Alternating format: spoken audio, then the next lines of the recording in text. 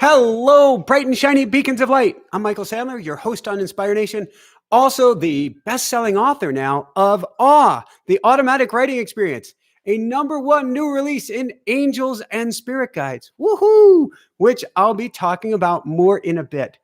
There's so much I want to cover with you tonight about how we talk with angels, how we communicate with guides, how we get in touch. With that said, I actually go into prayer every single time I do a show and connect with angels, connect with spirit guides before I begin. And actually, why don't I repeat to you exactly the prayer that I just shared, the prayer that I just did? I said, "Good evening, Archangel Michael, Archangel Raphael, Archangel Gabriel. Good evening, higher self, higher team, and all angels, guides, and light workers, here for our highest good and the highest good of all. Please help me to help everyone here tonight. Please help me to help everyone here tonight. Please help me to help everyone here tonight." So we're going to have fun. Tonight, we're going to be talking about how you can connect with angels, hear from angels, get your prayers answered by angels, and how you can ask angels anything you want. Plus, we're going to do a group intention. We'll call it an angel meditation just before the end. With that said, I'm going to take us on an interesting turn here tonight. So if you followed our show, we have over 2,000 shows at this point, almost 1,500 interviews. Started Inspire Nation show about 6 years ago. And it's been quite the beautiful journey, which has come out of communicating with angels. And we have this book launched this week alone on Amazon, making us a #1 new release in the angels category. But years ago, I had nothing. No thing. Not a thing, not Zippo, not zero, not anything. I feel like I need to move this mic forward. Hopefully that doesn't block anything.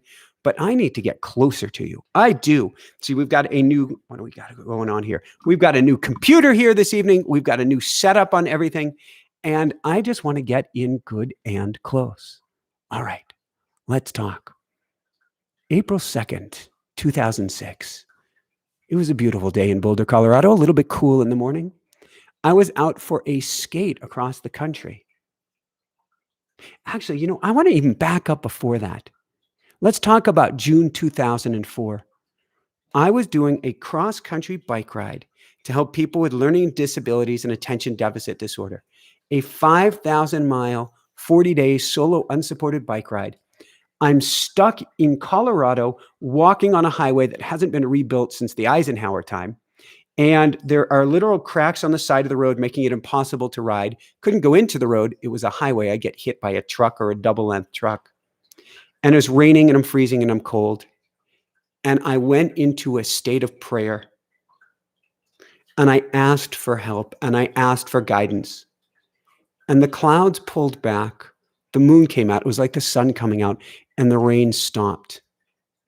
Now, we may think this is an isolated event, but it turns out this prayer, I'm going to teach you a bit how to do this tonight. This prayer, which I didn't realize at the time, called on my angels. You see, the angels are there by your side every moment. They are always waiting to help you. And they rarely step in except for life or death emergencies unless you ask them to. And at that moment, I asked. Fast forward 2 years later, and that was a very successful ride, 5,000 miles, 40 days.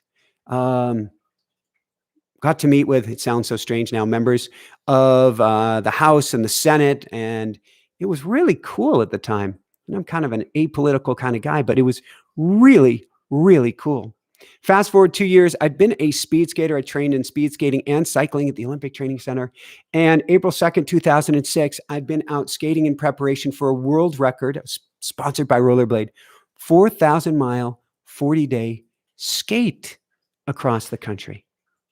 And on that day, I finished up a training session in Boulder, Colorado, and I was in the west side of town. There's this thing called Boulder Creek.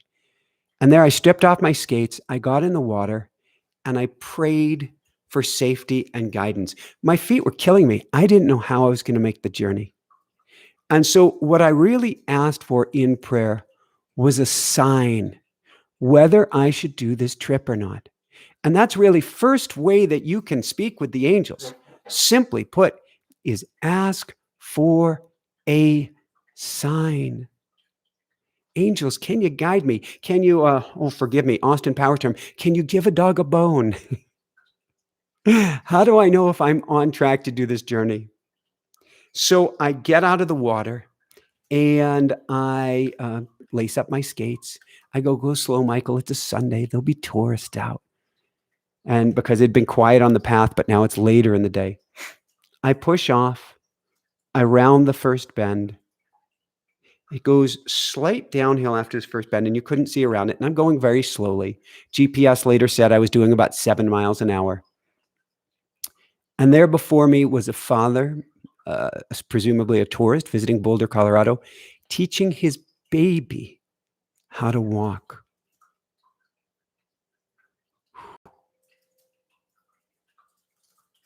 I used to joke and say I had a choice of whether to hit the deck or hit the baby. Nobody hits a baby. Somehow, miraculously, at the time I didn't think it was so miraculous, but I managed to throw myself up and backwards because I couldn't stop myself. I had a great brake sponsor, a company called Smart Blades or Smart Brakes. But even that, I couldn't get stopped in time. And I threw myself up and backwards like an Olympic high jumper, up through the air. And I landed. And in that moment, my entire life changed. First off, I had my first near-death experience. I want to say, woohoo! It was the greatest, most transformative experience of my life. The only reason I'm not really going, woohoo, is I don't want anybody to think you need to have a near-death experience for your life to change. You don't. Just listen to this show. Just do your work. Do the practice. That's enough. But in my case, apparently it wasn't. And in that moment, I had a complete and total awakening that would then start to reverse itself, where I felt one with everything. I felt amazing. I felt incredible. I felt such joy, happiness, connection, love, wonder, childhood amazement at the world all around me. Such joy that when the first it was fire department and then the EMTs got to me and they found me laying on the ground, broken very, very badly. But with this beaming ear-to-ear grin, they all asked, did you hit your head? And I hadn't, but I had this huge grin. I also was bleeding out internally, and when I got to the hospital, they said, Michael, I know you're grinning and you just want to have a conversation and you feel on top of the world, but we've got to wheel you into surgery or you're going to lose your leg or lose your life. Why was I grinning so much? Well, part of it is I just connected with the other side, and it's so funny to say the other side. There is no other side. The other side is here. It's inside of us. It's outside of us. We are it. It is us. But the veil had lifted at that moment. And I could see to what was real, what was really real. This is a simulation. You don't have to say that it's a Silicon Valley, some little gamer out there, alien creature playing a simulation. But this is an Earth school, whatever we want to call it. But there is so much more than meets the eye. So part of it was that. But a big piece of it was that I had just gotten an answer to my prayer. Okay, I know it sounds nuts. I know it sounds crazy. Michael, you're praying for safety and guidance. Now you're completely broken on the trail and you're happy? Yeah, ecstatic, beside myself. Woohoo! Why are you so happy if you're broken on the side of the trail? Because I had been praying for safety and guidance on my journey. Here I am broken on the trail, which means there won't be no journey. Be no journey? That's strange. There won't be a journey, which means I don't have to worry about trucks. I don't have to worry about downhills. I don't want to have to worry about being a hood ornament. In a sense, you could say I was saved from something that may have happened out on the road.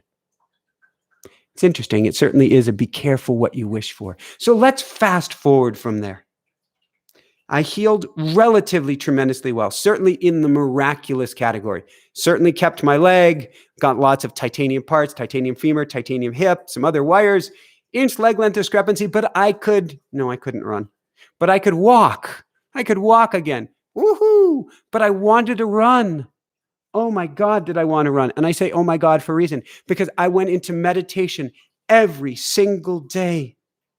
And I was doing visualization of being able to run again. I was imagining it. I was feeling it. I was seeing it. I was doing all these exercises that I share with you on a regular manifestation YouTube live events and that I teach in our manifestation mastery circle. I was doing everything. And yet I was still stuck. My feet were swollen. My knees were swollen. My hips were swollen. Everything was completely out of whack. I got a knee in order, a hip would go. I get the hip in order, and Achilles would tighten up. Felt like what I was calling it was chasing demons.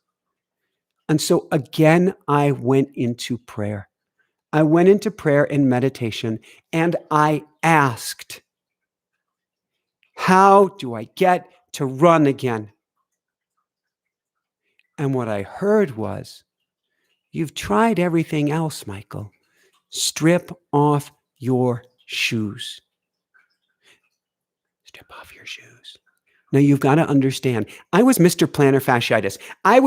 My feet would swell up if I didn't wear my custom insoles in my Nike running shoes, supportive running Nike running shoes, just to get across the living room. Run barefoot? But I listened, tiny little bits, on and on it went. I'm not even going to go into the details here because it worked. And years later, when I met Jessica, I went on to write the bestseller, co-author with her, the bestseller Barefoot Running, and later Barefoot Walking, which took me to my second near-death experience, of which I won't go into much detail. But it, in a sense, was an answer to another prayer because I got hurt again.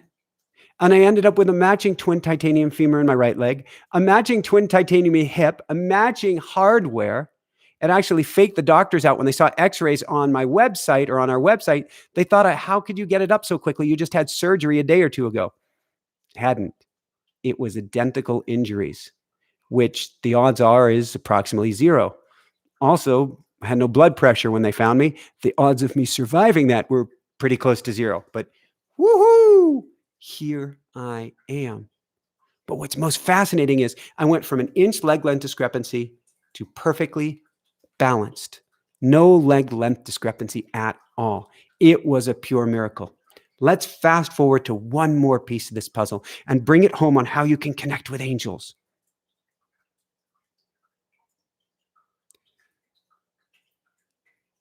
That accident knocked me on my butt. A year later, recovering, I fell on my bicycle, really knocked me on my butt. Broke all the bones in front of my heart, behind my heart, above my heart. It was a rough few years for me. But it was actually rougher for Jessica, my wife. I also affectionately call her the Pookie, or say she's been upgraded. She's the Pook Star. She's in the chat room right now. She is my everything. And she was sick with mold toxicity poisoning.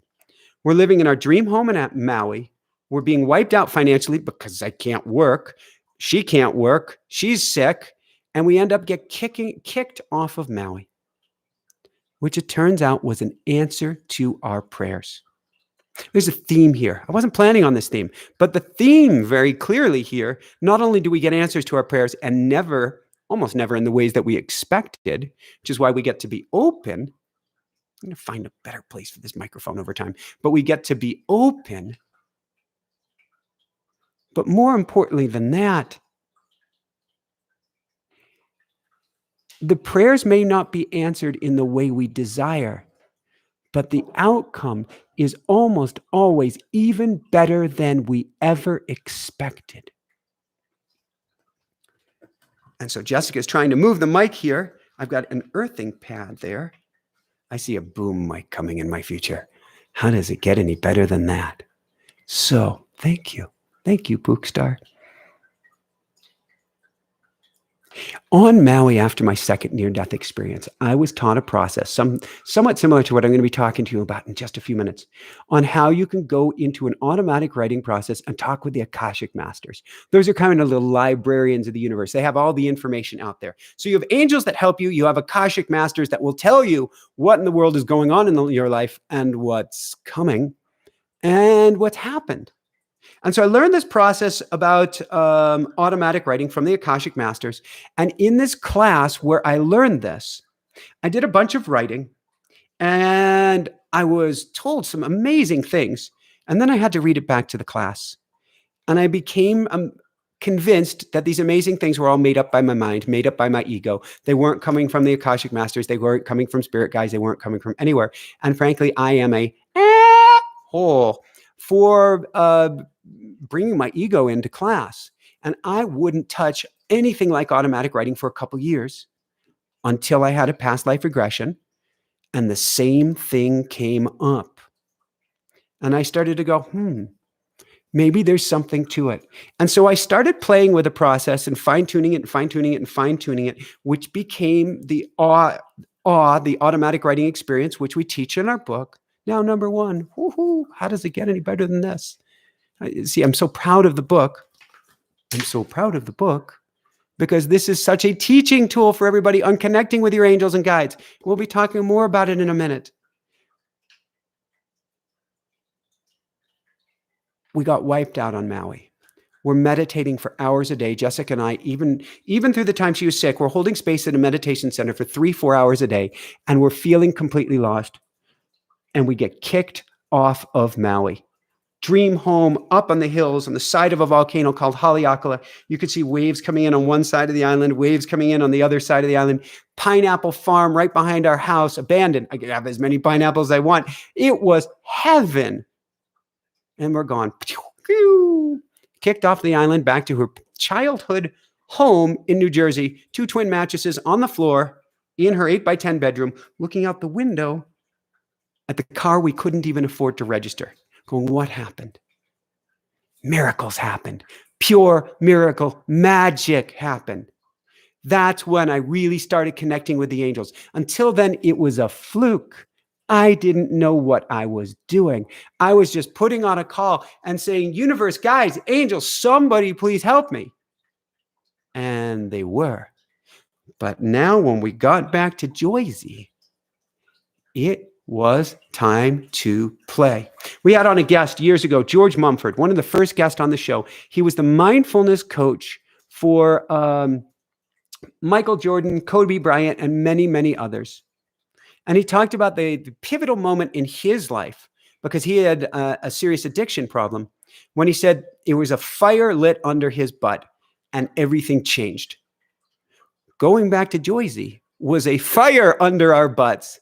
And everything had to change. First off, Jessica's parents, who were supporting me, wanted me to get a job at the local high school, give up the coaching, give up everything, because they had to support me. God bless their souls. They had to support both of us. That wasn't supposed to be the case. Best-selling authors now back in their home, in their daughter's bedroom, unable to even get a car running.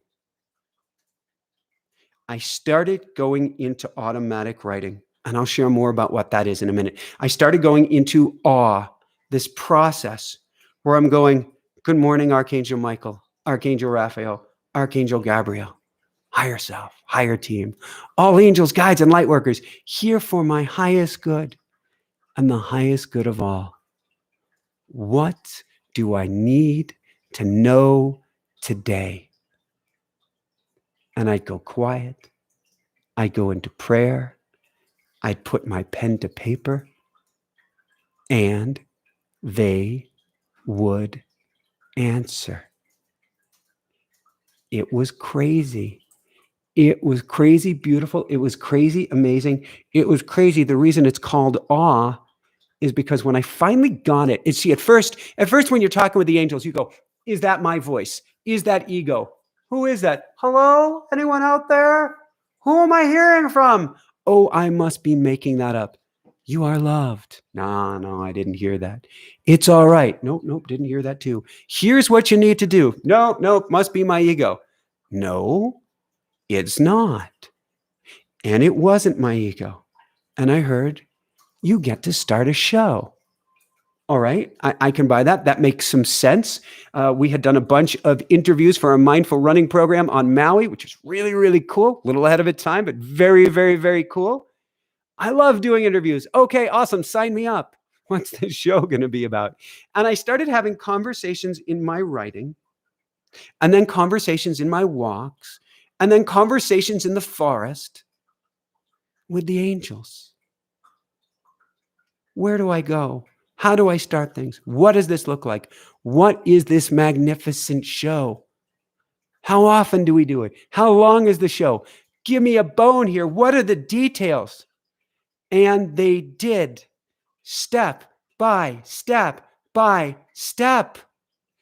They laid out every single piece of the puzzle. And I followed it to a T. Actually, I even went a little overboard. They told me to do the show every single day for 2 months straight to help catapult the show to #1 status. And we became very quickly #1 new release and the #1 spiritual self-help show in the world. Woohoo! How does it get any better than this? But then I started piling on meditations on top of it. Fear, ego, fear. They weren't telling me to do that. And I had to cut that out because I hadn't learned how to back off. Still, perhaps my ultimate challenge is having even more faith that they have got our back. Show took off beyond my wildest dreams. 6 months in, though, mother-in-law comes to me, 70 years old, and asks, "Do you guys need me to get a second job so I can support you?"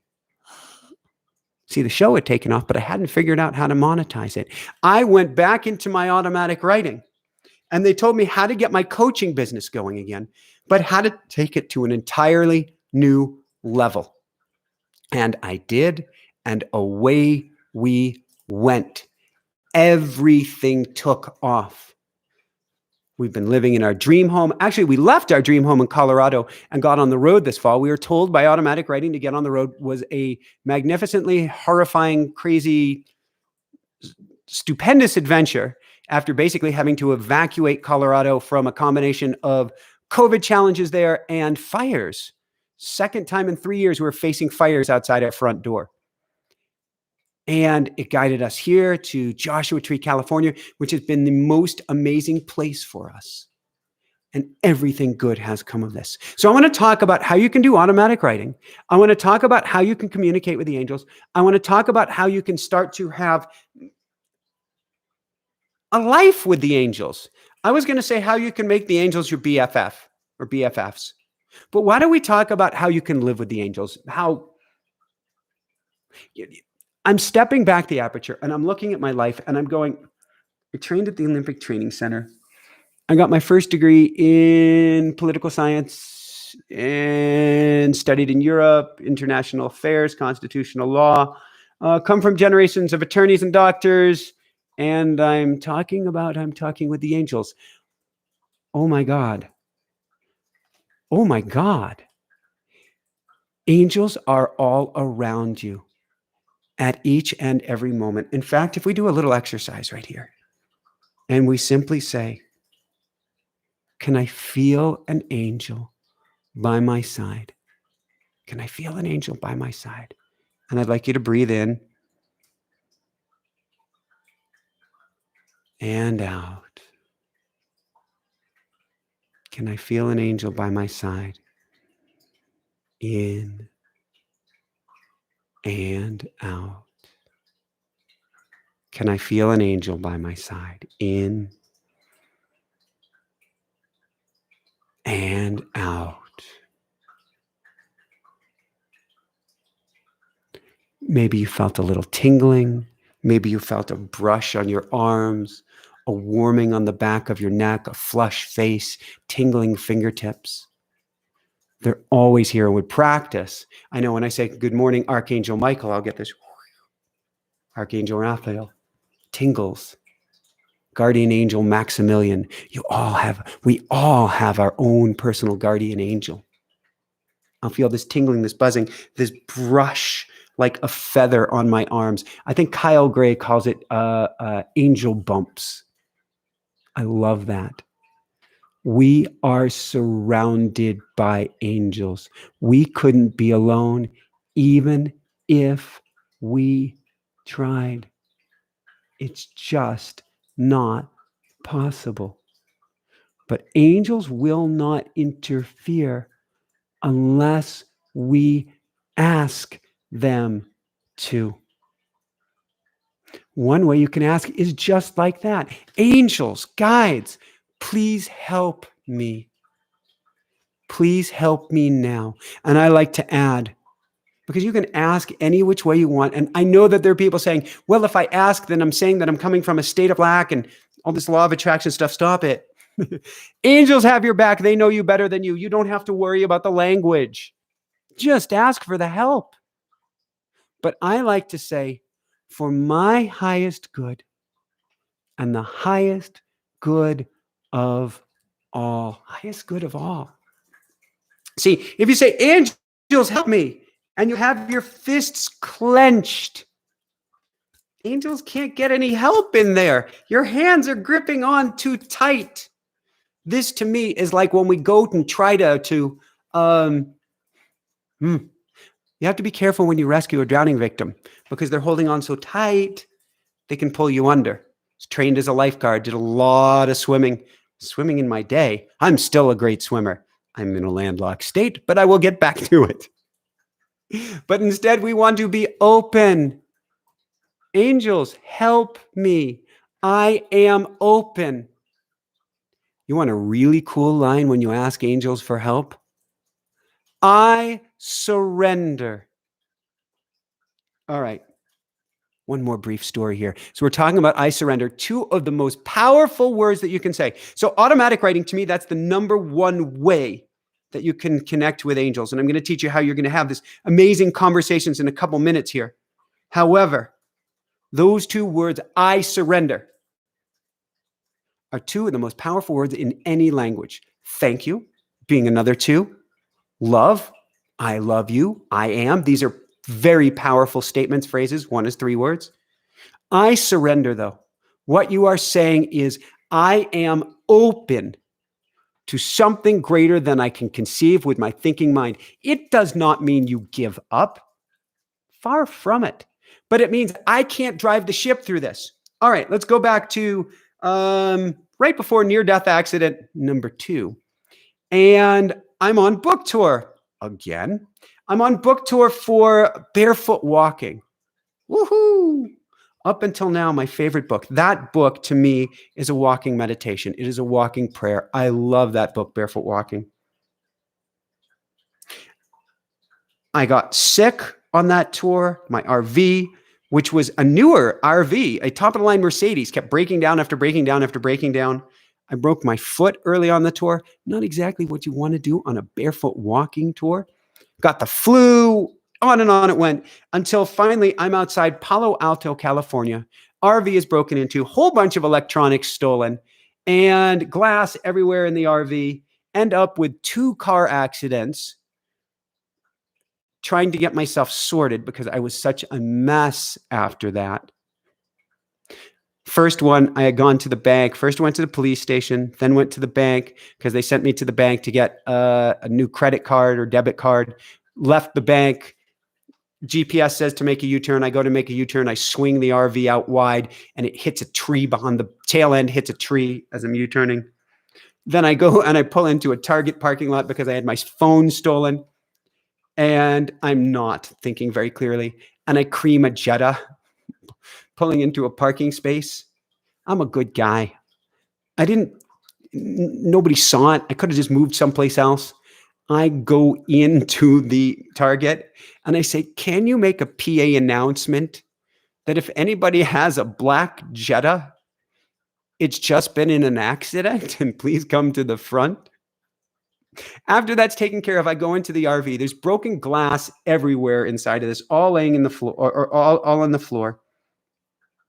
And I lay down on the floor and I say, I surrender, I surrender, I surrender. And I cried. I cried. I think I was on the phone. No, I know I was on the phone with Jessica. I cried and cried and cried. And then I had peace. That's when you know your prayers are being answered. You feel the sense of peace. You don't have to feel it, but I did.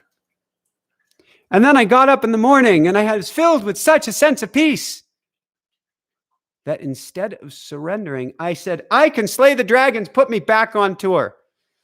Oh boy, was I asking for it, because my surrender was not legit.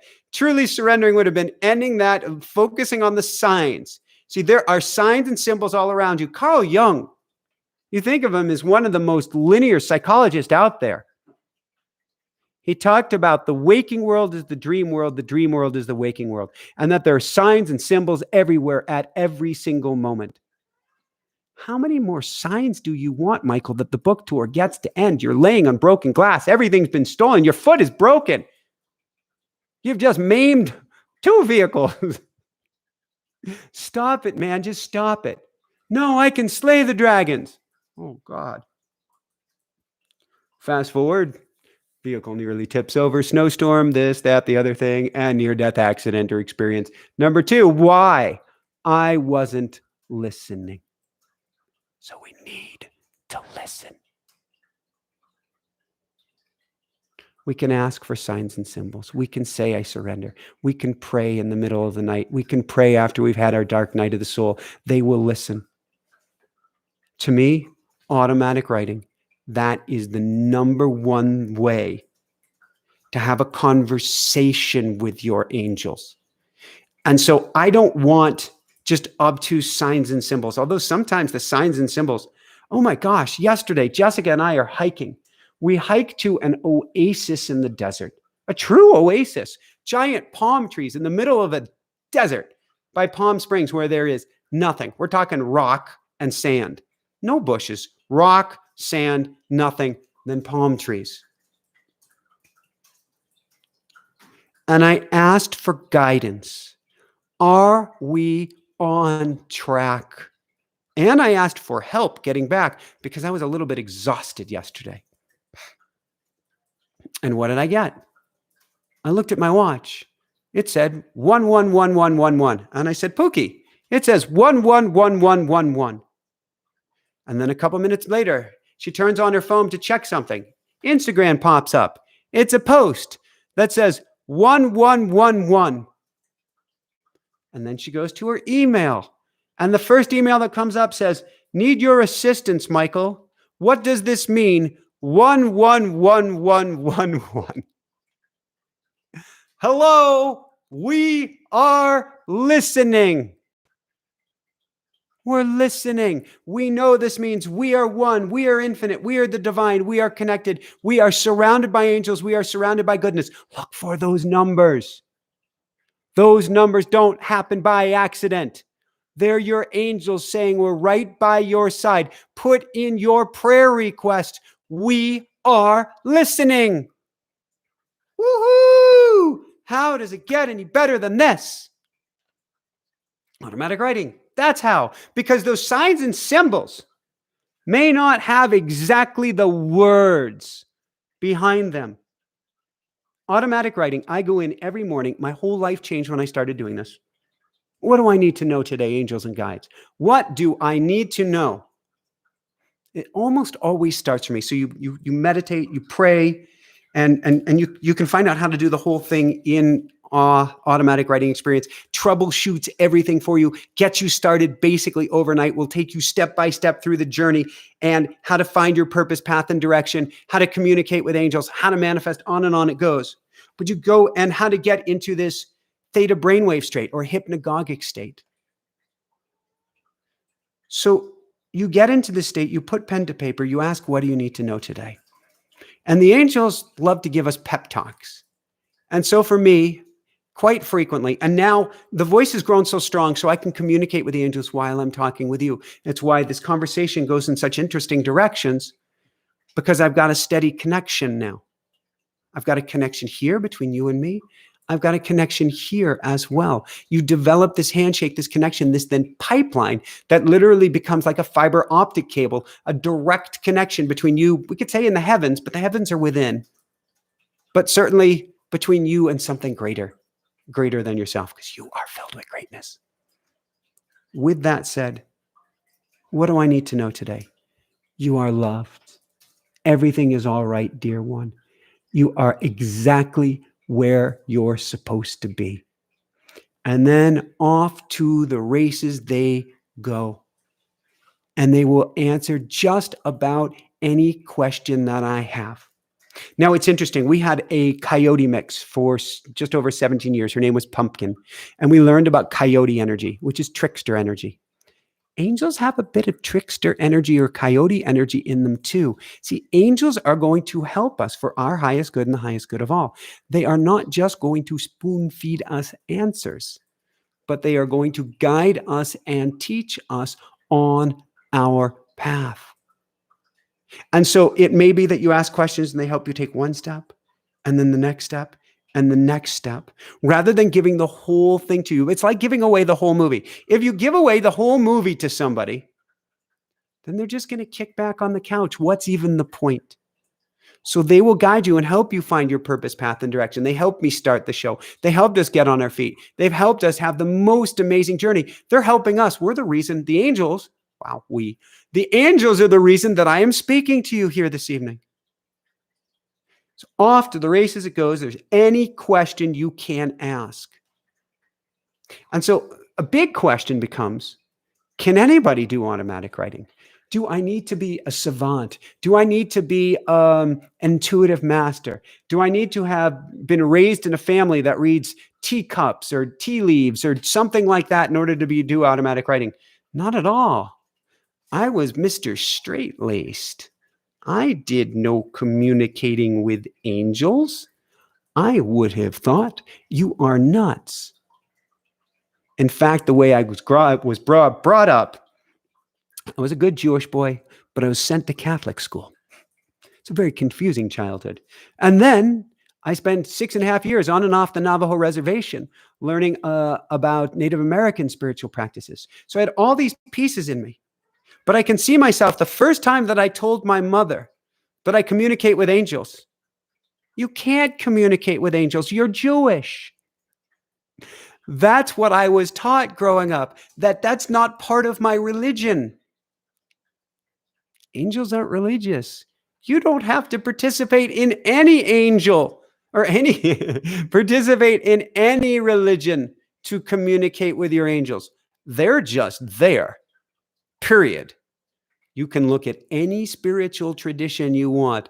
They are there. You don't have to know how to do it. You don't have to do and be amazing at it. You don't have to have special skills or a special background. You simply reach out. And in automatic writing, the less you know, in a way, the better, because you don't get the thinking mind involved. I was recently writing for our website, automaticwriting.com, where we have a whole video-based program, and we're going to have bonuses and all sorts of cool stuff on automaticwriting.com if you get the book. But I was answering the frequently asked questions, and one of the most common questions is, do I have to believe in anything? No. Almost better if you don't. Do I have to be a great writer? This is the coolest question. I had Dr. Andrew Newberg on the show several times. He's written books on enlightenment in the brain. He's one of the most amazing neuroscientists out there who's actually studied Brazilian channelers, people who do automatic writing, and done SPECT scans of their brain, basically look at what parts of their brain light up when they're in automatic writing. What did he find? Two really profound things. First off, the part of the brain responsible for writing, the frontal lobe. That's like, if you're a great writer, your frontal lobe is strong. You've been lifting weights with your frontal lobe. It powers down, way down, almost off. Frontal lobe offline. Secondly, the part of your brain that you use for writing responsible for me, self-identification, called the parietal lobe. I call this the I, me, my center of the brain. And I called it that after George Harrison, the last Beatles song, I, me, my, talking about ego. That's the egoic center of the brain, the parietal lobe. That's how you can journal. And journaling is radically different from automatic writing, because when you journal, your parietal lobe is lit up. Your frontal lobe is on fire. But in automatic writing, the frontal lobe goes offline. The parietal lobe, it goes offline. line 2. What's that mean? It means you go from the I, me, my place to the we, to the one, to the union of everyone and everything, where your angels can share anything they want and anything you want, and your egoic mind isn't blocking. Here's the secret. Angels are always communicating with you. That's why you take your steering wheel at the last second and you turn it and you avoid a bus. It's why you start to go down a dark, I don't feel like going down the dark alley. Those hairs going up on the back of your neck, those are angels. That's why when you're going, should I be going out with this? I guess not. The trick is that small, still voice inside of you that will never steer you wrong if only you would listen to it. It's completely overwhelmed by fear, by worry, by anxiety, by the thinking mind, by the connection to what? What connection? By the separateness of the ego. Let's take a deep breath. In fact, let's breathe in and shake everything out. Breathe in and shake everything out. Breathe in, shake everything out. Shake it out, shake it out, shake it out. Let's get rid of all of that energy of the ego that has us stuck. The ego tries to keep you small. It tries to keep you safe by keeping you hidden under the table. It doesn't want you communicating with your angels, because if you communicate with your angels, you'll realize the greatness inside of you. You'll realize how capable and credible you are. You'll realize what magnificence is inside of you. And your ego will go, oh, shit, I'm done for. Because the ego wants to keep you small and safe, so does the tribe. And the angels, they want you to fly high. They want you to rocket. They want you to take this ride on earth for everything it's worth, learn all the most amazing lessons, have all the most incredible experiences. And ego is going, duck and cover, please, no. Which is why ego will scream at you. She or he will scream at you at the top of their lungs. How are you supposed to hear your angels when ego is screaming at you? So we can go into meditation. We can go into prayer. We can certainly dive into automatic writing. And we can learn how to dial back the frontal lobe, dial down the parietal lobe, and get into this state of awe. And that's where the fun happens. Here's the cool thing. You go into automatic writing one day, you get little snippets of information, maybe a little bit more. Okay, there are some savants out there who get lyrics, poetry, prose from day number 1. I don't even know how they do it. I don't get lyrics ever that I'm aware of. Of course, I haven't asked for them. Maybe I would. Most people start to get things within the first few weeks. Actually, they get stuff on the first day, but they start to get radical amounts of information within the first 2 weeks. But even on day number 1, they start to feel much better. Why? Because you're making a connection to the angels. You're making a connection to something greater than yourself. Okay, the angels are already connected with you. But as they say, and Dr. Joe loves to say it. Actually, multiple Dr. Joes love to say it. Dr. Joe Dispenza, Dr. Joe Vitale, and Rick Hansen. Neurons that fire together wire together. Neurons, brain cells, that fire together, wire together. They make a connection. And at first, the connection is very tenuous.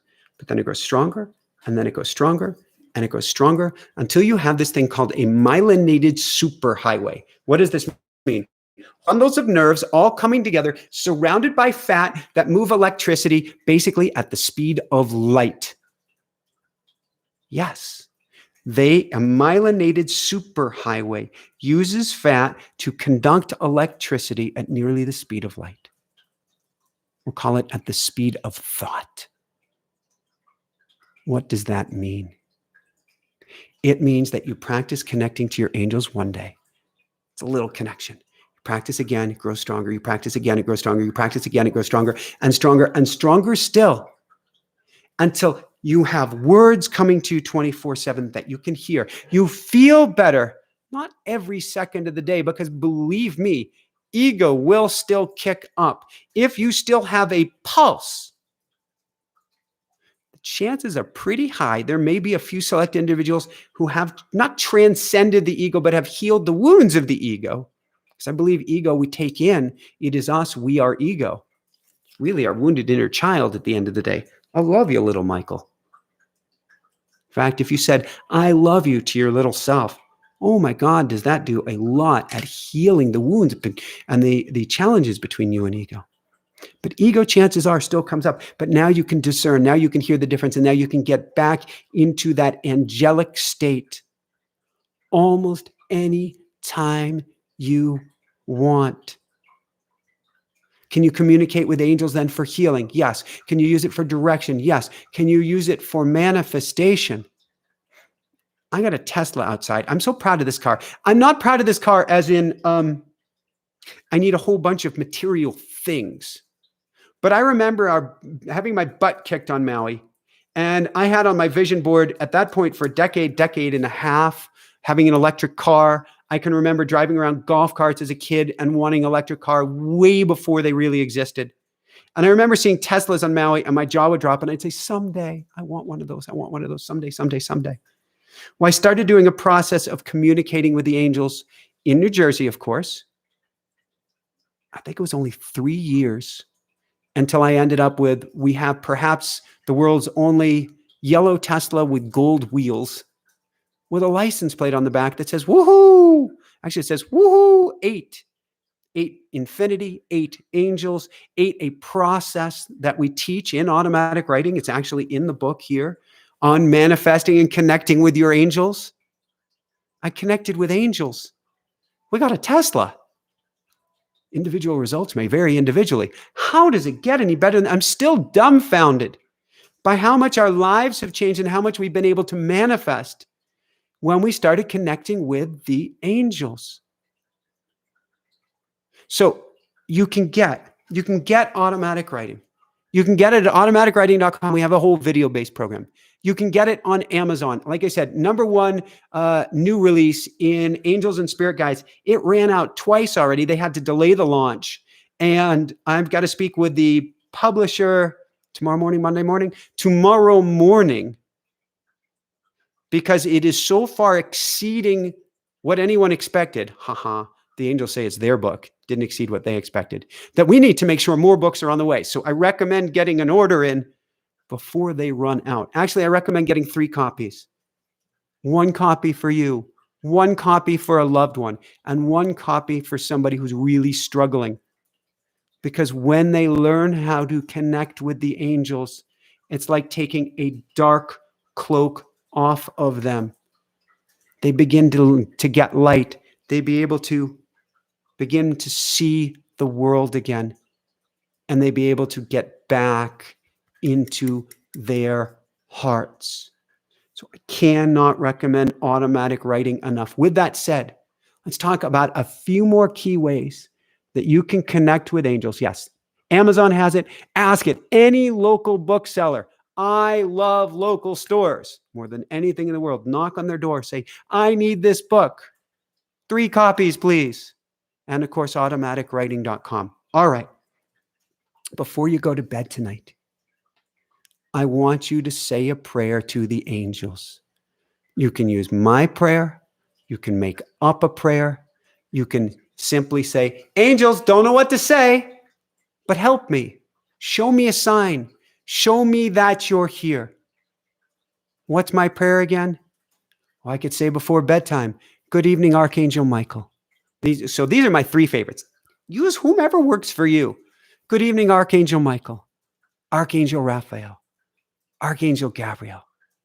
Good evening, higher self. That's you on the other side of the veil. Higher team. That's this whole group of spirits supporting you on the other side. And all angels, spirits, guides, and light workers. here for my highest good, here to help me to the highest amount, and the highest good of all, here for my highest good and the highest good of all. Please show me a sign you are by my side. Please show me a sign you can help me. Please help guide me and give me very clear information tonight on how I get to step forward in life. So one thing you can do with angels is you can always ask for a sign. I like asking for very clear signs. When Jessica and I were moving to Colorado and we weren't sure exactly where to go, she checked out this most amazing property that I was concerned it might not be quite the right property for us. And so I wanted to pray, and I prayed to the angels, I prayed to the wind, and I prayed for guidance as to whether this was the right home or not. In fact, I went for a bike ride. And I asked for signs to be so incredibly clear as to whether we rent this home or not before we go to Colorado. Actually, before I finish the bike ride, please make these signs be so incredibly clear. Halfway through this bike ride, I get cut off. I'm living on Emerald Isle, a small island, southernmost island in the Outer Banks of North Carolina. I get cut off by a horse trailer on the island. I'd never seen horses on the island. I'd never seen a horse trailer on the island. And I was stopped cold, and I had to stop and wait, and he backed up, and he went forward, and backed up, and he went forward. And then finally he left. I turned around and headed home. And I said, Jessica, you're never going to believe this. I was stopped by a horse trailer on Emerald Island. You see, she had been telling me that the property was completely surrounded by horses. And so I went, thank you very much, we'll take it. Ask for signs. Ask for them to be brought to you clearly and easily. If you live in the city, or heck, if you're watching TV or the news or anything, ask to hear the exact message you need. So this is something one of our first guests we had on the show, shaman whose name is escaping me at this moment. He talked about going out in the city and asking the angels to give very clear indication of what you get to do next. And then you listen for the first 3 things you hear from people, and it will guide you on your way. And this is how angels communicate. They'll communicate through the TV. They'll communicate through advertisements. They'll communicate through anything to guide you on your way. So ask and listen. Couple last things, then I want to open it up to questions. We're going to do a beautiful meditation tonight, beautiful healing meditation where we are going to connect with the angels. Go out into nature. When we first got to New Jersey, I'm in automatic writing all the time, every single morning, connecting with the angels. But I also walked along the edge of, I'll call it forest, really was on the edge of a highway where there are a bunch of trees. And I put my questions out there and I listened. And I like to say that the crickets gave me the answers, really the angels. I listened to the forest and I started to hear things about the show, what it was going to be, what the title was. Actually, the title Jessica had come up with, I heard to agree with Jessica, who tends to be always right. Not quite always, but pretty darn close. All of that came out of my communication with nature. So get yourself out to nature. It is perhaps the easiest place in the world to hear your angels. Now, it doesn't have to be the most incredible place in nature. Mine was along the side of the highway until I had the money to get the car going so that I could actually get out into the woods. But your angels are always there. They're always waiting to help you. They're always trying to communicate with you. When you ask, it becomes easier to listen. When you practice, it becomes easier to listen. When you pause, breathe, or put yourself in nature, it becomes easier to listen. And last, and I wasn't expecting to say this, so I've got a Buddha fountain behind us. I have some amazing, gentle spiritual music going in front of us. I'm thinking of incense. I'm thinking of candles. I'm thinking of ceremony. Make life ceremony, or make communicating with the angels ceremony. Each evening, each morning, whether you're doing your automatic writing, which of course I'm extremely biased and bullish, it's the first tool I teach every single one of my clients. But whether it's that or it's simply working to talk with the angels, go into ceremony each and every day and call them in. Make it a sacred experience, because that's what life is. That's what this journey is. It is the most sacred experience. And when you make it sacred, it's easier to call them in. However, at the end of the day, whatever method you choose, remember they're by your side and they're there to help if you simply reach out for them in whatever means you have. So with that said, I want to open it up to some questions. I'm going to take a quick sip of water as well. We are definitely going to be working on this microphone for next time as well. It's a little bit of a microphone wrestling match here tonight. Good microphone. Love you, microphone. Love you, microphone. I'm going like this with the mic. I've always had a microphone on the right side, and what I heard is to move it to the left. And I heard that from the angels, which is interesting, because I put it on my right and I found myself talking like this. And it was like, I'm going to tell you about automatic writing. I'm going to tell you why it's the greatest thing in the world. I'm going to tell you why you need to get this book and why you need to get this book now. I moved the microphone to the left side. And all of a sudden, I'm calmer. I'm quieter. I'm pausing. I'm breathing. I'm smiling. I'm almost like Henry the Tortoise here. And you want to get automatic. When you start connecting with the angels and you begin to really hear from them, they will tell you some of the funniest stuff, particularly about yourself. So with that said, I'm going to take a really quick swig of water here, and then we are going to open it up to questions. First off, I need to thank people for donations tonight. Lewis Jones, thank you. How does it get any better than this? Jody Hammond, thank you, thank you, thank you. How does it get any better than this? And Buddha too. Oh my God, big hugs. How does it get any better than this? I love you guys. Thank you, thank you, thank you, thank you, thank you. For everyone, the ultimate prayer. Yeah, okay, I love you is pretty darn good. Thank you. Thank you is sending out the most beautiful energy to others. Thank you has a boomerang effect where it comes back to you. Thank you is anchoring in all the goodness. And I would say thank you is one of the most ultimate prayers out there.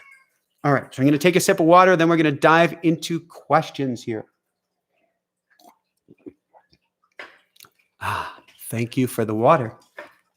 Thank you, water. Thank you, water. Thank you, water. GX View. Does automatic writing work for all situations? GX View, automatic writing will give you guidance for anything. Let's add a caveat to this. If you are struggling with severe mental illness, if you're struggling with severe bipolar, if you're struggling with severe schizophrenia or things like that, let's get that under control first. Secondly,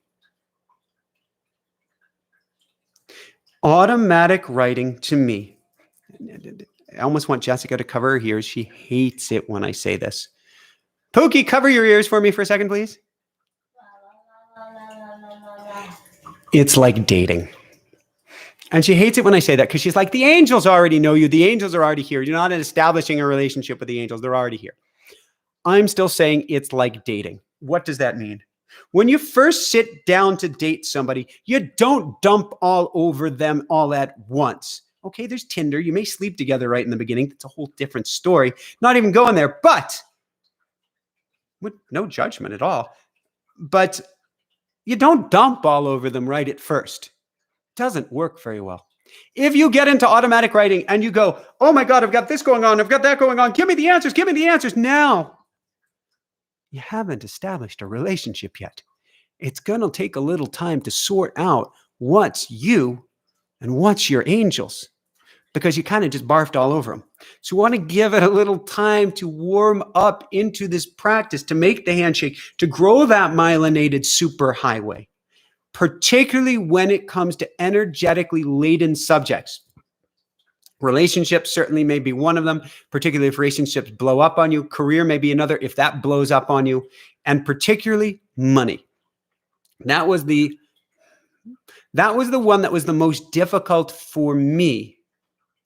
I'm incredible at making money at this point. And I'm very grateful for all of our love and support, for all of your support of us.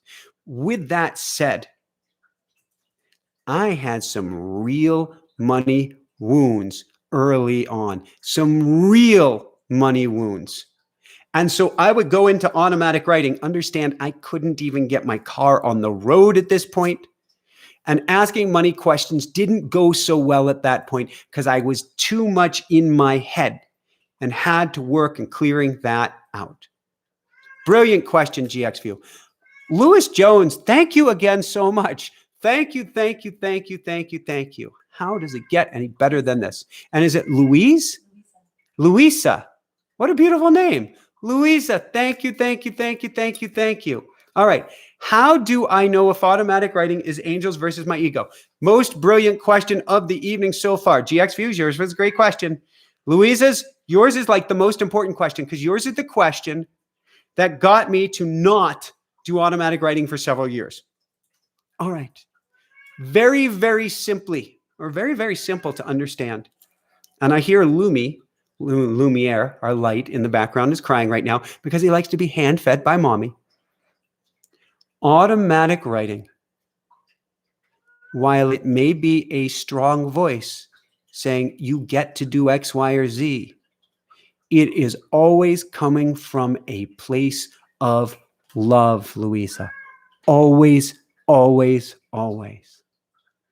I tend to hear, it's okay, dear one. It's okay, loved one. At first, they almost speak to you as if they're cradling you in their arms or taking their angel wings and wrapping them around you.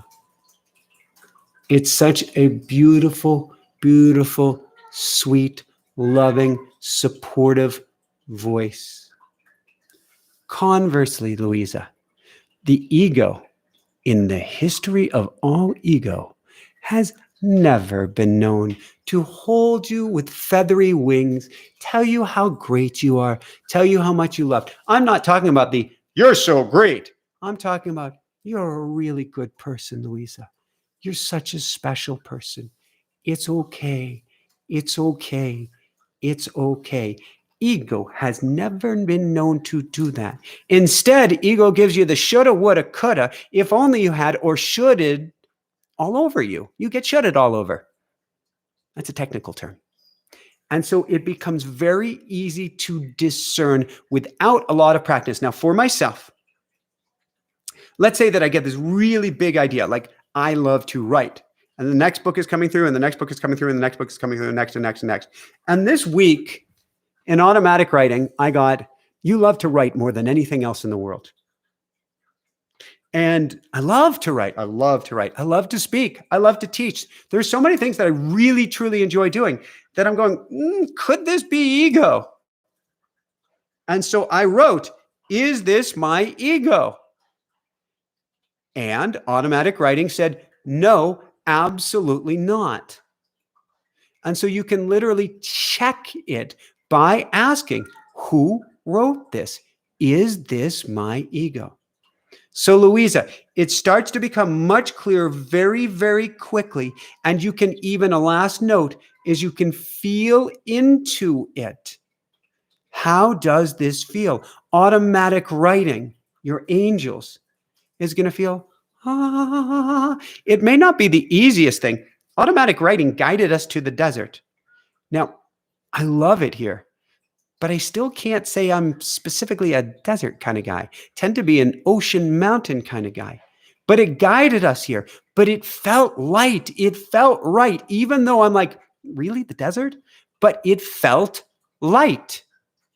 Versus when I hear from ego, it feels heavy. It feels gut-wrenching. It feels like not just a dark coat has been put over me, but almost like a dark hood has been put over my head. That's how ego feels. And it becomes very easy to get clarity and know quite quickly, where is this coming from? With that said, going back to my story real briefly, when I first did automatic writing, the words were so amazing. Okay, what did automatic writing tell me when I first went into it for this class? It said, you have greatness inside you. You're going to become a leader. You're going to become a great teacher. You're going to speak to millions from a mountain on high. And I had to read that to the class. I have greatness inside of me. I'm going to become a leader of leaders. I'm going to speak to millions of people this is totally got to be my ego. And I got so upset with myself. Let's fast forward. Last year, I was honored and was invited to the Nobel Peace Prize laureate, meeting with all these great Nobel Peace Prize winners from around the world. I've gotten to work and coach some of the most amazing leaders out there. I speak on a microphone at many points, like our home in Colorado, from a mountain on high before millions of people. It's happening and happened. It was true. I thought it was ego because of the greatness. But understand, Louisa, understand for everyone here, we all have greatness inside of us. Let's pause and take that in. In fact, let's take a couple deep breaths. One more time. I'd like you to repeat after me. I have greatness inside of me. My greatness is far greater than anything I could ever imagine. I come from the divine. I am the divine. And I am here to do great things. That's who we are. Now, great things are not great things. They could be. Great things can be helping somebody across the street. Great things can be making a donation. Great things can be large or small or picayune or massive, particularly helping others. These are great things. But each of us is to do some magnificence, each in our own way. And so when you hear that out of automatic writing, that is not your ego. That is the angels helping you, guiding you on your path. Brilliant, brilliant question, Louisa. And thank you again. Woohoo! How does it get any better than this? All right, Harriet Jackson. Michael, almost every day since 9/11, when I check the time, it's almost always 9:11 a.m. or 9:11 p.m. It's a bit freaky. What do you think it means? Well, Harriet, that's a great question. And we had this very experience before we started our show. And so I'm going, is this a bad thing? Is this doomsday? Is this something really dangerous or harmful? And Jessica, I'm wondering if I could have you grab Kyle Gray's book for a minute. We're going to play with this one, Harriet. So I'm going to give you my answer, and then I am going to check in with Kyle Gray, has a book on angel numbers. So at first we were worried, what does 9/11 mean? Then I started to associate 9/11 with abundance. I love Porsches. There's a Porsche 911. I'd owned a 924S. I hadn't owned a 911. It was a similar model.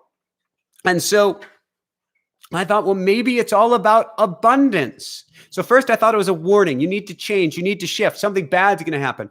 And then I took it to mean something positive. And then one step further, that gave us the answer for ourselves, which was, we recorded shows 6 years ago, the summer of 2015. We recorded June through August, and we weren't sure when to launch the show until it was becoming very, very clear we needed to get the show off the ground, A, B, we're hitting inertia. C, there were guests going, you didn't air our show. Are you going to be doing that? And so we went to spirit. We went to automatic writing. We asked the angels, and we looked at a Chinese calendar. And it all said somewhere between 9/11 and 9/14 was the best time to start the show. And I realized 9/11, starting the show on 9/11 would be bringing light to the darkness, would be bringing love to a wound, would be helping in some small or large way to help heal the planet. And so we quite literally launched our show on 9/11 of 2015, helping heal a collective wound in our own little way.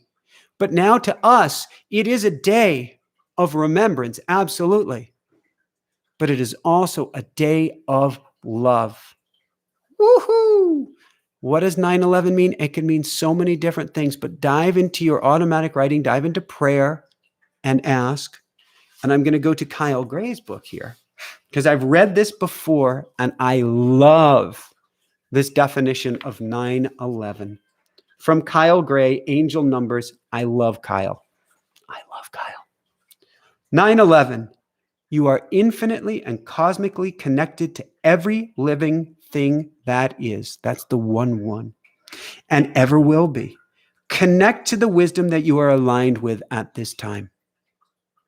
Let's repeat that. You are infinitely and cosmically connected to every living thing that is, has been, and ever will be. Connect to that wisdom you are aligned with at this time. What does that mean? It means that every single time you see 9/11, every single time, go to spirit, go to the angels, go to prayer and say, I hear you. I'm listening. What does this mean? That's what I do with repeating numbers. 111, 222, 444, 333. I am listening. What do you have to tell me? But Kyle's book, and he channeled the angels for this, says specifically at 911, go to the angels and make that connection. So thank you for asking, Harriet, and you are connected. Jennifer, question. It says, Jessica, I'm full of them. What if we get a message from our angels that we don't like? That's a brilliant question, Jennifer. So first off, you get to check and see if that's ego. Secondly, you can ask the angels why. You don't just have to, if your angel is telling you to jump off the bridge, first off, don't. Secondly, don't. Third, ask why. Why are you asking me to jump off of a bridge? Ask why. What can I learn from this? Going back to New Jersey. We'd been there about a year. We're going on a hike, amazing healing place called Pyramid Rock, which is interesting because it was also a place called Pyramid Rock where I had my second near-death experience, except that was in Lake Tahoe. This was in New Jersey now, both places called Pyramid Rock. And we're hiking, and Jessica says, you need to write a book on automatic writing. And I'm like, no, you've got the wrong guy. I'm a straight-laced athlete, barefoot runner, life coach, blah, blah, blah, on and on it goes. That is the last thing in the world I want to be associated with is connecting with your angels. And then the angels began speaking to me. And they're like, au contraire, Mr. Sandler. Au contraire, dear one, you get to write this book. You get to bring this into the world. You're the one we've chosen to bring this to people. Seriously, man? Seriously? And there's it was almost like, I think it's Jacob and God wrestling in the night in the Old Testament in a tent in the desert under the stars before Jacob finally gives, I think, and becomes Yisrael. And I really don't know the whole Old Testament story, but he wrestled with God. And so I'm wrestling with the angels before I finally submit. I surrender. I still had ego to get out of the way and figure out how to write this thing, which is why it literally 5 years and 4 rewrites before, oh my God, I love this book. The energy in it. You can tell how good of a book is by the energy in it. The energy in this thing is magnificent. It just feels so awesome. 5 years, 4 tries. Angels told me to do it. I said I didn't want to. They won. So what does this mean? It means you listen, You question, you can add, you can move very, very slowly. But if what you're hearing is real, we heard we had to go on a tour this fall. We heard we had to come out here to Joshua Tree. This place is rocking awesome for everything we're doing. And we miss green so much. But the angels put us here. And thank you, angels. Everything's taken off. The show's taken off. The producer's coming our way. The financial support on a whole different level. The investors, the business, the classes. I communicate with Napoleon Hill for class once a week. How in the world does that happen? Came out of automatic writing.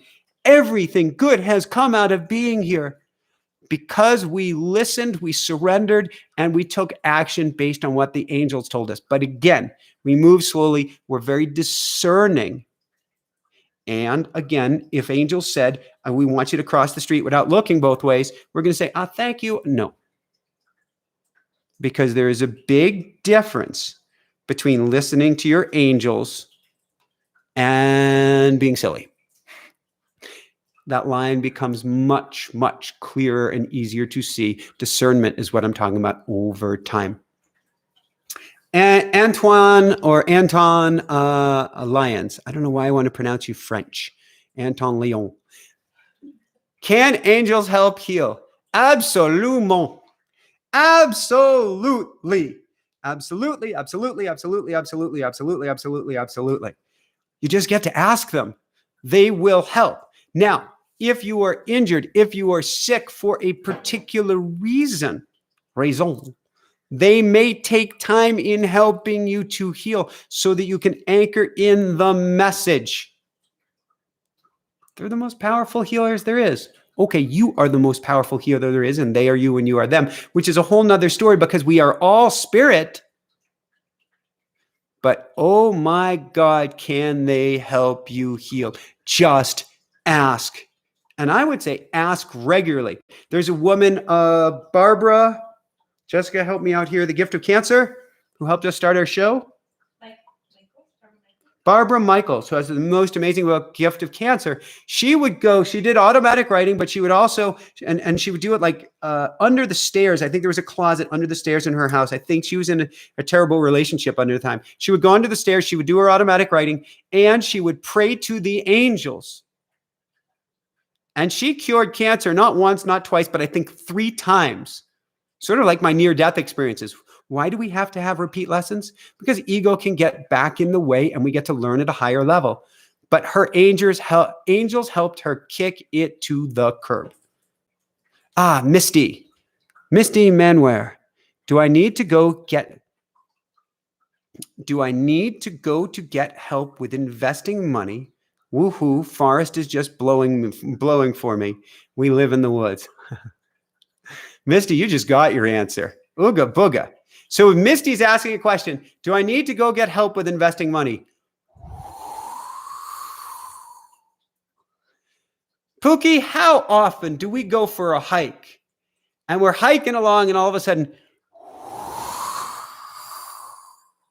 and we turn around? Every hike? Just about every hike. The angels are there if we listen. So when that wind shifts, that's the angels giving you a sign. So I would go get help. I would go get help out there. I would go get help in here. I would work on my money blocks, which are substantial, Misty, but you're diving into them, which is awesome. And I would go after your money wounds and then how you get to invest your money with everything that you've got. You've just been given the green light, Misty.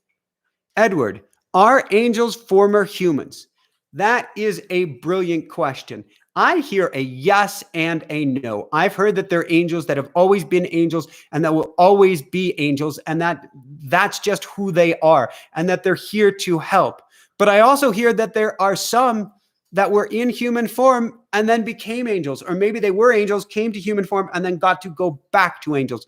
So I believe there are both types. Edward. And certainly there are the fallen angels. There are angels who come here in human form to learn different lessons and then go back up as well. And I truly believe there are also angels, Edward, I get really excited about this one, that are here to mess with us, to help us to change, to help us shift, to help get incredibly uncomfortable. And so they are angels, but in disguise as wrecking balls. And I truly believe there are ascendant masters or angels among us that appear to be pure wrecking balls for our highest good, Edward, and the highest good of all. Anna, dear Michael, what's the first thing to come to your mind? What we have to know to listen to right now? Maybe she's asking, Anna, what's the first thing that comes to my mind? Love. Love's the first thing that comes to my mind. What do we have to know to listen to right now? Our inner wisdom. So those are my first two thoughts, Anna. And so first thought is we are love. We come from love. We couldn't be anything other than love, no matter how much we try. If we can embody that, let's slow down and repeat that. You are love, Anna. You came from love. You couldn't be anything other than love, no matter what, period, end of story. If you embody that, you let go of guilt, shame, embarrassment, disappointment, regret. If I only had the decisions that you thought were bad decisions that turns out aren't. They're exactly what you were supposed to do. Those were just the right decisions. You let go of all of that. And you can fully embody the present moment when you get to that state of love, which is who you are. What do we have to know, listen to right now? Your inner wisdom, or listen to the angels, which is your inner wisdom. So my bias is you go to automatic writing, but certainly you can just start by going quiet, holding yourself, saying, I love myself, and saying, angels, guides, light workers, is there anything I need to know right now? And just listen and breathe in the sweetness. Beautiful questions, Anna. Thank you so much for asking. And we're going to keep going. I decided I'd run a little bit long tonight. We're going to keep going until the questions end. As soon as the questions end, we're going to jump right into our angel meditation. Wow, lots of interesting spellings of names here tonight. I love this. And I want to know what everybody's name means. Somya, Ganesh. Yes. I haven't even read the question, just yes. Somya, Ganesh. Michael, can we ask the angels for help with other people? All right. I've heard something weird before, Somya. I've heard we can't do that because we're interfering with free will. We can't pray for somebody else. What the heck? Of course we can pray for somebody else. There's no greater thing that you can do in the world than to pray for somebody else's well-being, somebody else's healing, somebody else's health, somebody else's wealth, somebody else's abundance. First off, there is no somebody else. You are they, you are he, he is you. We are it, we are everything. I am, God is. We are one. So praying for them is praying for you. But by all means, I like to say love is the ultimate renewable resource. Prayer is the ultimate renewable resource.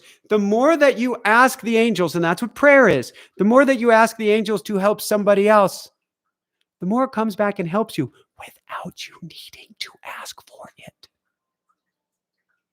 Seriously. The more you pray and ask for help for somebody else, the more you will be helped.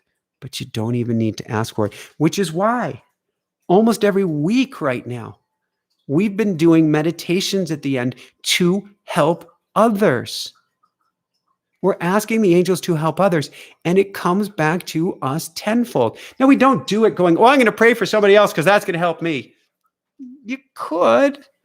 That kind of defeats the spirit of it, maybe. But if that works for you, but let's just send out all the love we can. Let's get the angels together and go, please help this person. Please help that person. Please help my loved one. Please help. Hey, you want a really cool prayer? Go watch the news. Find the person that pisses you off the most. Find the group that really drives you insane. Find those people that you can't stand, if they exist, if there's anybody. I just want to give them all bear hugs at this point, even if they drive me insane. Love you, I love you, I love you. And I do mean that. Ask the angels to help them. Because anybody who is driving you nuts, chances are, has such inner wounds that need to be healed. We all do. Ask the angels to help the people who bother you the most. Not as a tit for tat, not as a change them. If we are all one, then anybody who is lashing out at anyone needs our help. Anyone who is lashing out at anyone needs our help, needs our help. Get the angels by your side and give them all the help in the world you can. All the help in the world you can. If you were to sit in your room each and every evening and all you did is pray and ask the angels to help other people, your life would be on fire. Guaranteed. So I think it's the most beautiful thing you can do in the world, Sonia. Thank you for such an amazing question. Thank you, thank you, thank you. Robbie, 529 was taken. Was taken. Oh my God, 529 was taken.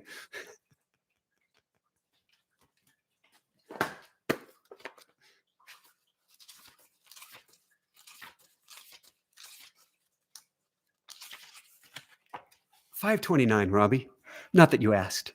You are experiencing change that will improve your relationships with the important women in your life. Mother healing is possible at this time. I just had to go there, Robbie. All right, let's see. Hello, Michael and Jessica. Thank you for doing this. Can the angels intercede to heal a loved one?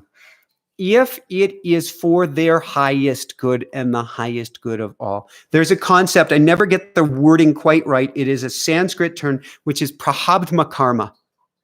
And that term more or less literally means soul contract. There's the layman's term for it. If it is their soul contract to be healed, and this certainly gets into a whole discussion of fate versus free will and how much we can interfere and meddle with it. We can certainly help people to feel better. Whether we can help them to stay on the planet or not is their soul contract, is their soul journey, is between, in a sense, them and God, them and the angels. We can intercede as much as we'd like, but will it ultimately change the outcome?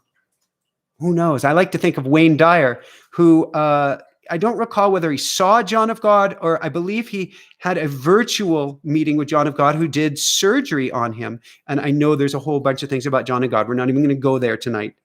But did psychic surgery on him and helped heal Wayne Dyer, Dr. Wayne Dyer, who then passed away just like a year or two later of something completely different. So yes, we can intercede, but ultimately, what's our soul's path is our soul's path. Now you can go, well, doesn't that mean I sit back on the couch and have bonbons and don't pray and don't do any of this work? You can, but wouldn't you rather ascend? Wouldn't you rather learn the lessons? Wouldn't you rather expand? Wouldn't you rather drive the car until the wheels fall off and have as much fun with it as you can? I liken it in this way. My dog, my service dog, Sawa, oh my God, most amazing dog in the world. And I'm told she's coming back to me, and she's right here with me right now. Yay, I love you, Sawa. When I first met Sawa, oh my God, was this dog abused.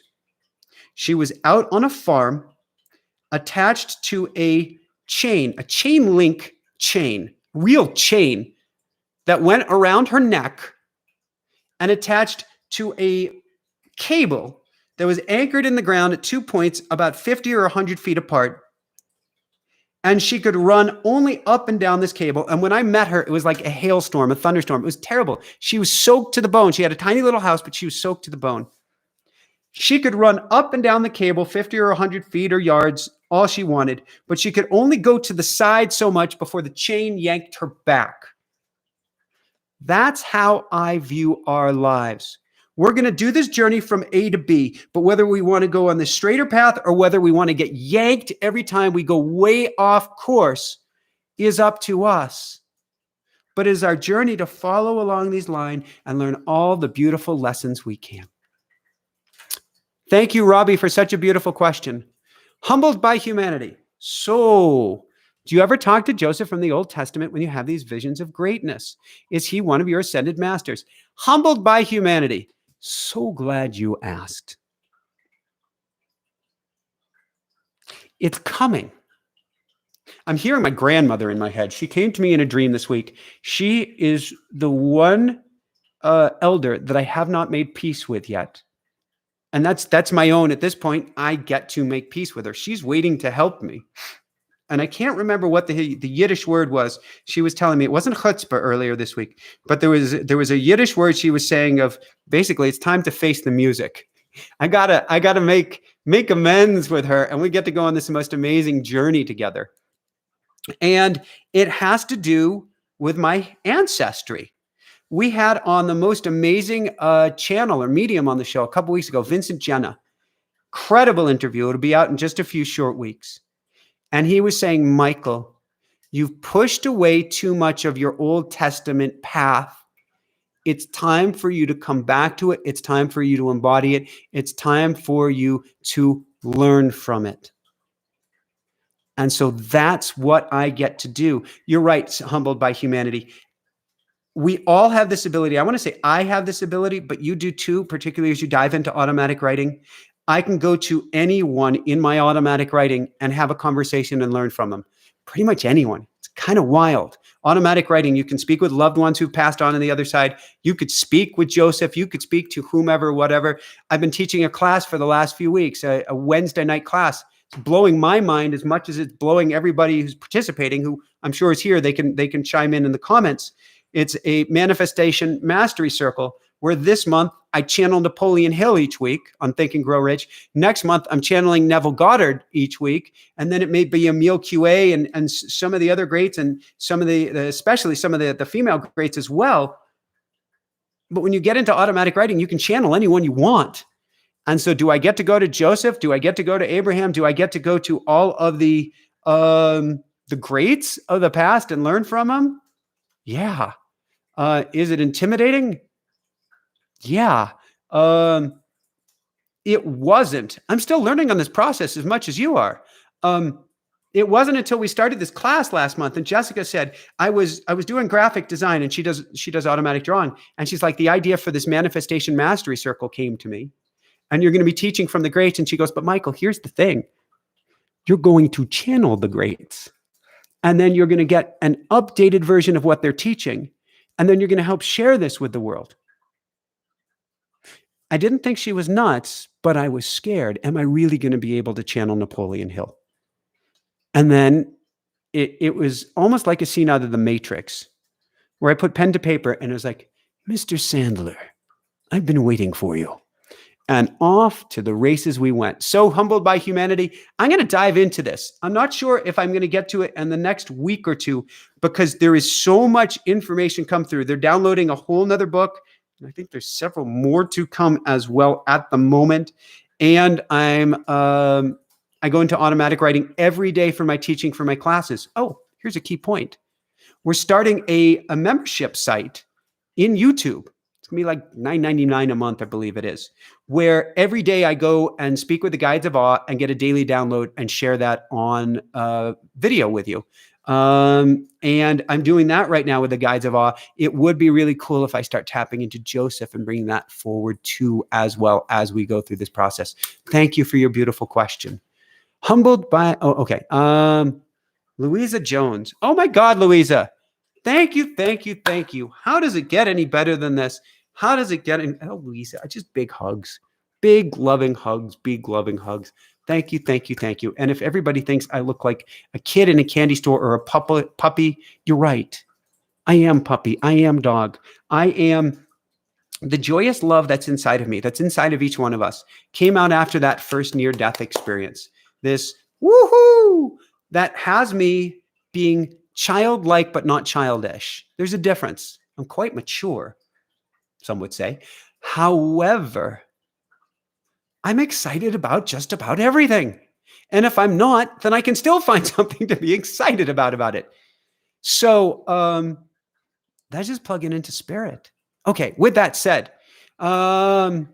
Louisa Jones, warrior. I hated my name as a younger person. Louisa must mean warrior. Hated my name as a younger person, but now as an older person, I love my name.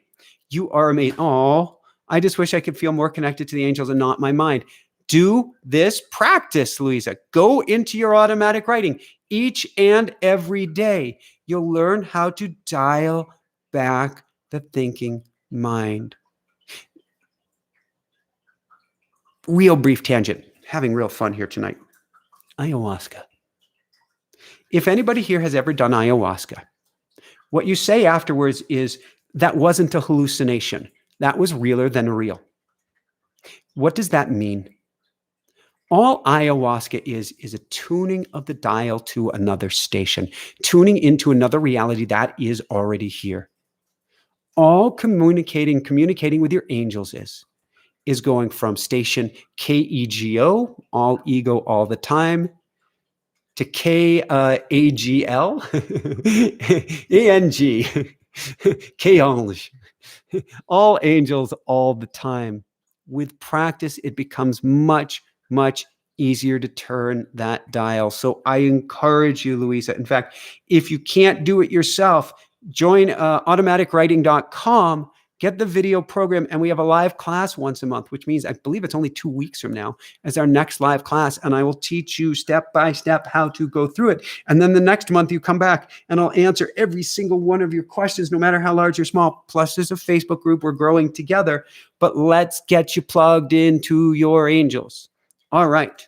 Colleen from New Hampshire. How do you work in money blocks and money wounds? So, Colleen, there are so many different ways to do this. However, since we're talking about angels here this evening, let's bring the wounds to them. So first off, we can literally go into prayer and ask the angel, what are my blocks? Before going to sleep at night, we can go Archangel Michael, Archangel Raphael, Archangel Gabriel. Higher self, higher team, all angels, God, and light workers, here for my highest good and the highest good of all. Please help me see my wounds tonight. Please help me see my blocks. But more importantly, please help me to clear these wounds and blocks. There are some amazing techniques for clearing things. Emotion code, EFT tapping. There's one that Jessica has been working with recently that I'm very eager to share as I go down this rabbit hole myself. And you can certainly go into automatic writing and literally work with the angels. That's how I got past my money blocks, is I literally worked with the angels. What's going on? What am I seeing? What can I experience? Why am I feeling this way? Why is my belly fluttering?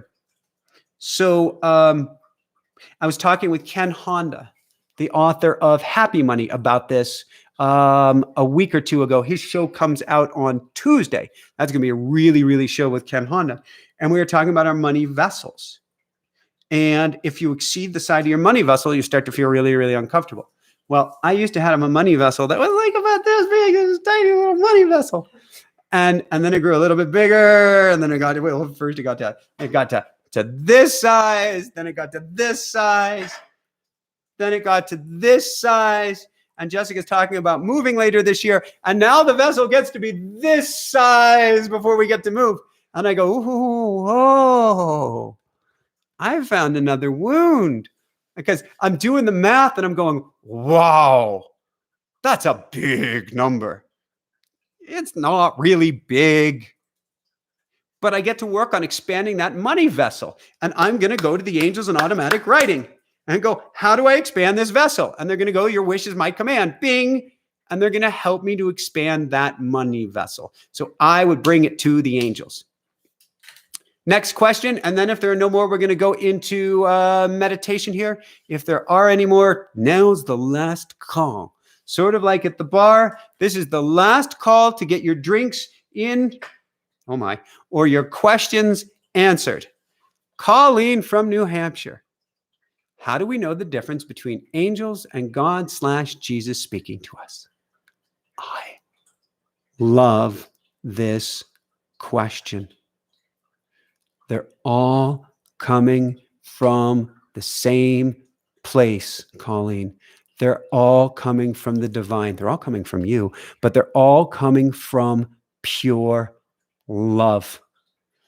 There's never been an argument between Archangel Michael and God, or Jesus and God, or Jesus and Archangel Michael. They are all coming from the highest level of the divine, all here to serve you, all here to help you, all here to guide you, all coming from love. Of course, in automatic writing, you can say, who am I speaking with? And you may hear an answer that it's an archangel. You may hear that it's God. You may hear that it's Jesus. Don't be scared by whomever. Automatic writing is a process where you create this sacred vessel of love and light around you. So you're always going to the highest level connection possible, super safe because of that, because you're in this bubble of love and light. But you could certainly go to the angels, or you could go to God, or you could go to Jesus. I was just thinking about Jesus when 529, was it 529? When Humbled by Humanity asked me about talking with Joseph. I've had communications with Jesus in automatic writing. It almost sounds like you can get locked up for saying something like that. I've had communications with Jesus in automatic writing. He's got it going on. And it would really behoove me to have even more communications with him. And I can picture if my mom's here tonight going, oh my God, I love you, Mom. Ascended Masters, why not? The divine, why not? Pure love, why not? You can communicate with God through this. We could talk about how you are God, God is you. You are a part of the whole. You are part of the field that is love. I don't believe in a bearded white guy up above. I do believe that an energy that is everyone and everything, with a heart, with a center, with a core. And we can plug into that core or hear that core more clearly. And this is a process that can help you to do just that. So I'm going to check in with Jessica and see if she has anything to share. First off, one last time, I cannot recommend this book enough. The Automatic Writing Experience. You can get it on Amazon. You can get it at your favorite bookseller. You can come to automaticwriting.com and get the video-based program. And in another couple of days, you're going to be able to bonuses and all sorts of other cool stuff with the book as well. This is a life-changing book because you are going to be communicating with the angels. You are going to be communicating with spirit. You are going to be communicating literally with God. And I cannot... I'll take credit for writing this as a co-creation with spirit. It took 4 tries. This was a lot of work, but it was a total labor of love. And I certainly was conscripted at first, but this is what I am most proud about out of any of the work that we have done. And while Jessica's name is not on this, it might as well be, because this was such a team effort. Oh my God, was this a team effort? Get 3 copies, please. 1 for you, 1 for a parent or loved one. They need this. And 1 for somebody who is really, really, really struggling. Because this is what can help them shift and get them out of that funk. And if you help them, they help somebody else, and you are truly helping the world. And so 3 copies, 1 for you, 1 for a loved one, and 1 for somebody who is really, really, really struggling. With that said, let's see if there's any last questions here. And it doesn't look like they are. Are we good on questions, Jessica? All right. So we are going to do a meditation tonight.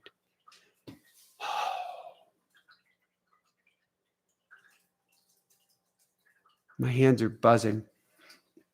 And I'm asking myself, is that because I was holding this book? Because this book has some pow to it. It has some energy to it. I'm like, are my hands buzzing because of that? And I'm getting, no, it's because of the energy moving through you for this meditation that we get to do.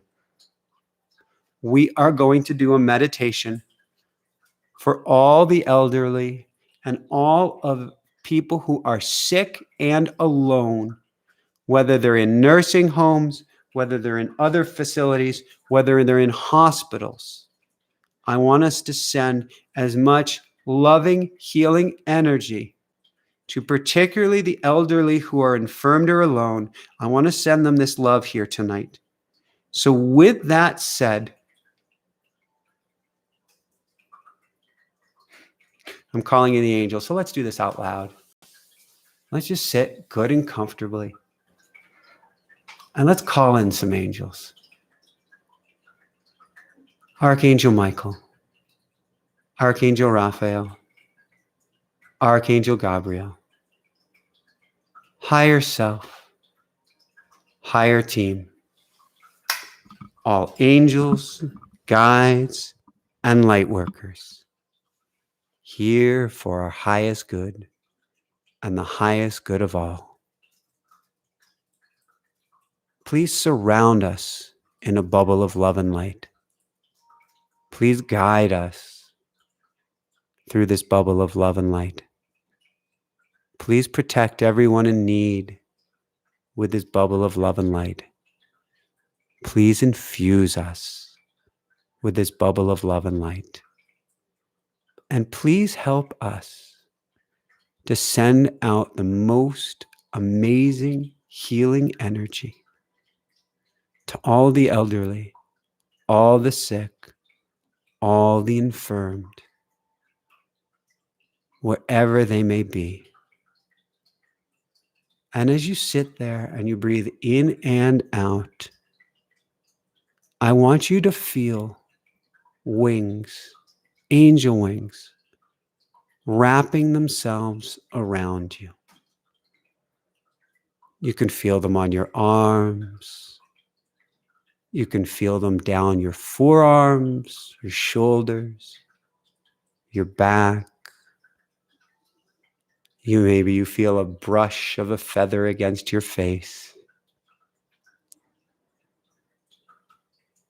But you feel that you're being held by the angels. And as you're being held, I want you to reach out your hand on both sides of you to another person who is listening right now or listening to the replay, because time is not real. And they're being held by their angel as well. And so now we are all in a giant circle, being surrounded by a circle of angels, being held by a circle of angels, being loved on by a circle of angels.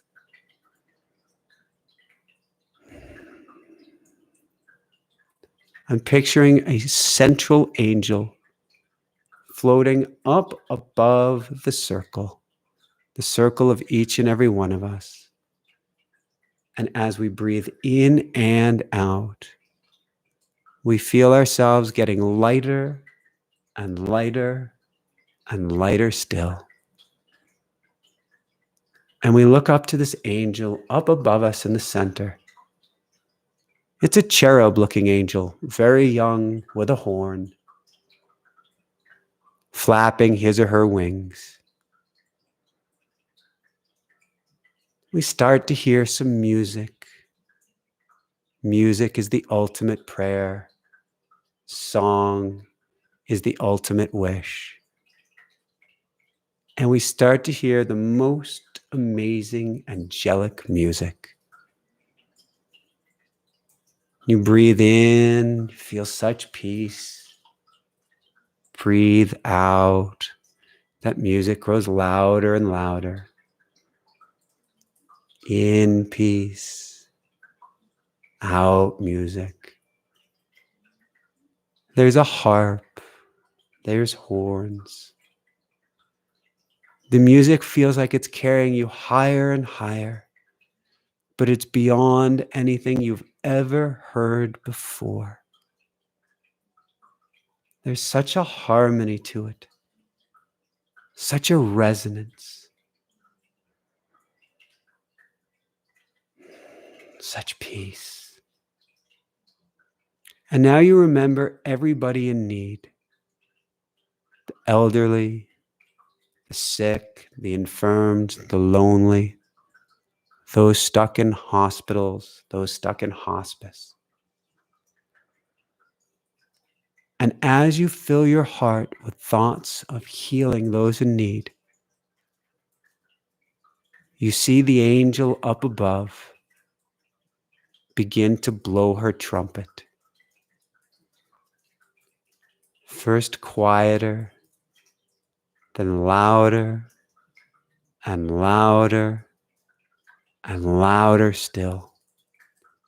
And as that trumpet grows louder, you can feel the wind behind you of hundreds, now thousands of angels flapping their wings and sending your love amplified from you down to everyone in need. It is as if they are heeding the call by the trumpeter, and you can hear their wings going whoomp, whoomp, whoomp, as they flap their wings with greater and greater and greater intensity. It feels like you're going to float free, like you're going to fly high, like you are in a vortex of love and light with all of this wind going through you, coming out of your heart, going down to earth, for you are high above now, and sending love and sending healing and sending solace and sending peace to everyone who needs it. You can feel their wings. You can feel their breeze. You can feel their love on your back, in your body, through your heart, coming out of you and heading from heaven down to earth. I'd like you to just breathe in this goodness for a minute. Breathe in this breeze. Feel the angel's wings flapping at your back.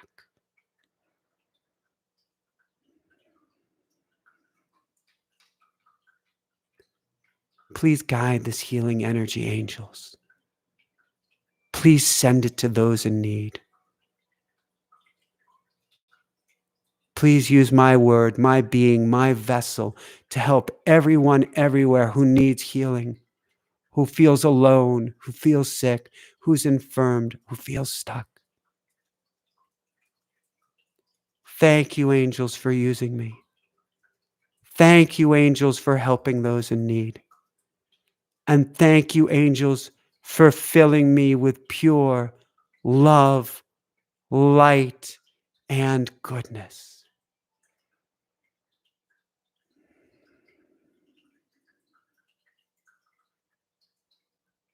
You feel so light now. It feels like you're treading water in the air. It feels like you're hovering above heaven, above earth, looking down on the planet, looking down on this blue marble, looking down on these puffy white clouds. You feel filled with the golden love and light. You're surrounded by angels. You're surrounded by loved ones. You're surrounded by goodness. And you recognize that in many ways, you too are an angel. You too have this power to heal. You too have this power of love and light. You too have this power to communicate with angels and do the most incredible good here on earth. So let's just bask in this again for just another minute. I'll go quiet as you're floating above the heavens, angels suspending you in the air, love and light traveling through you down to everyone in need, everyone on earth.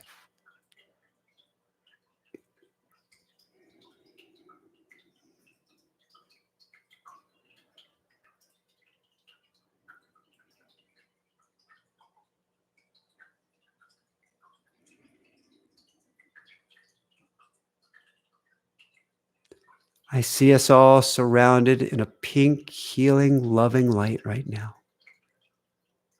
I'd like you to breathe that love, breathe that pink light into your heart. Breathe it all in. You can see it though your eyes are closed. You're being recharged, rejuvenated, energized, and filled with pure love.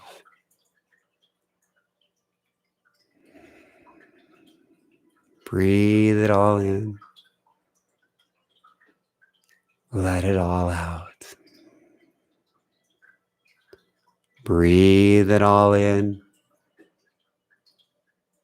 Let it all out. Breathe it all in one more time and let it out. So now you can stay in this space, hovering far above it all for as long as you'd like. Breathing in this beautiful pink healing love and light, sending out love and light to everybody in need. And when you want, you can come on back down to earth. Chances are you're going to feel much lighter now, much more at ease, empowered in your life, empowered with your greatness, and empowered to help everyone, everywhere who's in need. Take it all in and know that anytime you desire, you can both come back to this place or listen to this video, and that anytime you desire, you can call in your angels. Whew, I'm buzzing now. Love you guys so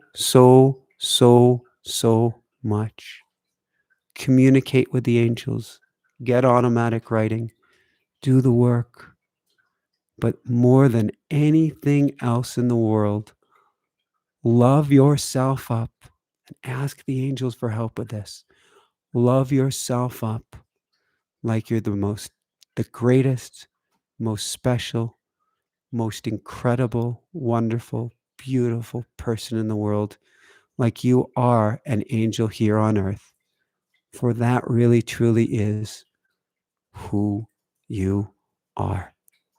I'll see you guys Tuesday night with Ken Honda for our premiere. See you Wednesday for our Manifestation Mastery Circle if you can make it. Love you guys so much. And keep on shining bright. Woohoo! I love you, Angel Jessica, for doing everything here tonight. Love you guys. And Cosmo for holding space. Thank you.